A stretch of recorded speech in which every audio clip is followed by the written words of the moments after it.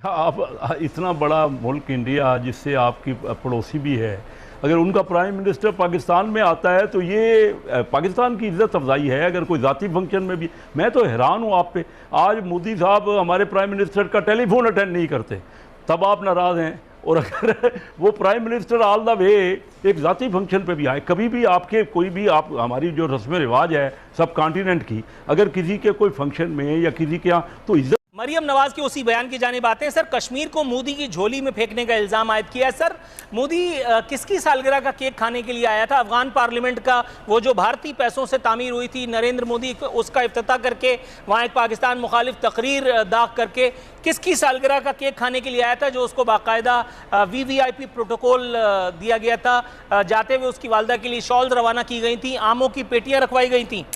आप इतना बड़ा मुल्क इंडिया जिससे आपकी पड़ोसी भी है, अगर उनका प्राइम मिनिस्टर पाकिस्तान में आता है तो ये पाकिस्तान की इज्जत अफजाई है। अगर कोई ज़ाती फंक्शन में भी, मैं तो हैरान हूँ आप पे। आज मोदी साहब हमारे प्राइम मिनिस्टर का टेलीफोन अटेंड नहीं करते, तब आप नाराज़ हैं। और अगर वो prime minister all the way एक ज़ाती फंक्शन पे भी आए, कभी भी आपके कोई भी आप हमारी जो रस्म रिवाज है सब कॉन्टिनेंट की, अगर किसी के कोई फंक्शन में या किसी के यहाँ, तो इज्जत उसको दी जाती है ना।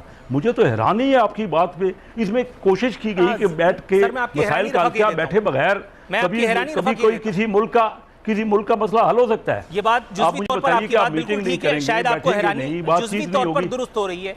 मैं पूरा सवाल दागे देता हूँ। सजन जिंदाल जैसा जो है एक आदमी उस वफ्द में उनके साथ आया था, अगर आपको याद हो। सजन जिंदाल को मरी की पहाड़ियों पर लेकर के और राजो न्याज हो रहे थे। सर, मेरा ख्याल है अब शायद आप समझ पाएंगे कि मैं क्या पूछना चाह रहा था। अगर प्राइम मिनिस्टर साहब को इतना भी नहीं बातचीत किसी से दूसरे प्राइम मिनिस्टर अपने यानी पड़ोसी मुल्क जो कि अनफॉर्चुनेटली आपसे उसकी मुखासमत है, आपकी उनकी एक दुश्मनी हो गई है, तो मामला तो तभी हल होंगे ना जब आप आपस में बैठेंगे। या कोई और हल मुझे बता दीजिए, और क्या तरीका है? या किसी मुसलमान मुल्क को डालेंगे बीच में, और या अमेरिका को बीच में डालेंगे। तो जो कुछ करें आप उससे सबसे नाराज़ हैं। ना खुद मिलें, ना अमेरिका की कोई हम कहें कि वो समझौता करा दे, या चाइना करा दे, या कोई मुसलमान ममालिक करा दे। तो मुझे कोई तरीका बता दें ना। आज 74 साल तो हो गए पाकिस्तान को बने हुए, और हम कश्मीर का मसला हल करना चाहते हैं।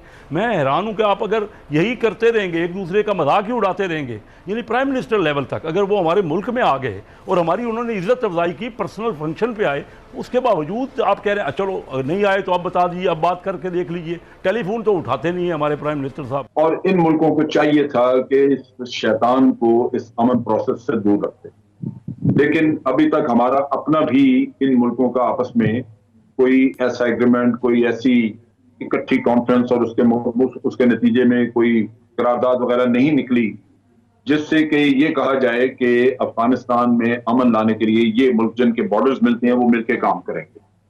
मसला ये है कि अफगानिस्तान को डिस्टेबलाइज रख के भारत हमेशा फायदा उठाता रहा और अब भी उठाएगा, क्योंकि जब कोई भी मुल्क वहां पे कोई भी मुल्क डिस्टेबलाइज हो और उस पर हुकूमत की रिट ना हो पूरी तरह, तो फिर वहां पे मुख्तलिफ दहशतगर्द ग्रुप वगैरह जो है वो अपना ऑपरेट करते रहते हैं, वहां से उनको अपने अपने जगह मिल जाती है अपने लिए। लिहाजा अगर यहाँ पे खाना जंगी जारी रहे तो वो बिल्कुल इस तरह कर सकते हैं कि ये वहां पे दहशतगर्द TTP वगैरह दाएश ऑपरेट कर सकें। भारत ने जो इतना असला दिया है उनको इस वक्त, ये इस वजह से दिया है कि तालिबान के साथ जब इन्होंने राब्ते किए तो तालिबान की तरफ से चूंकि ज्यादा पजीराई नहीं हुई, वो इनको बड़ा शक व शुबे की नजर से देखते हैं, तो इन्होंने ये असला पहुंचाया ताकि मलेशिया जो है वो तैयार की जा सके।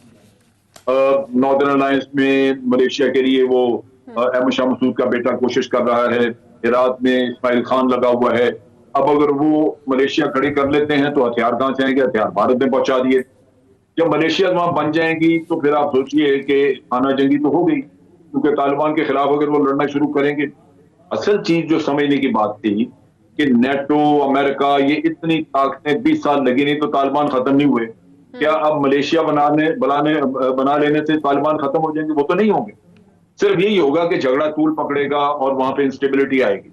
अगर कोई मुखलिस हो अफगानियों से तो वो कहेगा कि जनाब हम किसी भी साइड को कोई असला नहीं देंगे, ना तालिबान को ना आपको, आप बैठ के बातचीत के जरिए अपना मसला हल करें।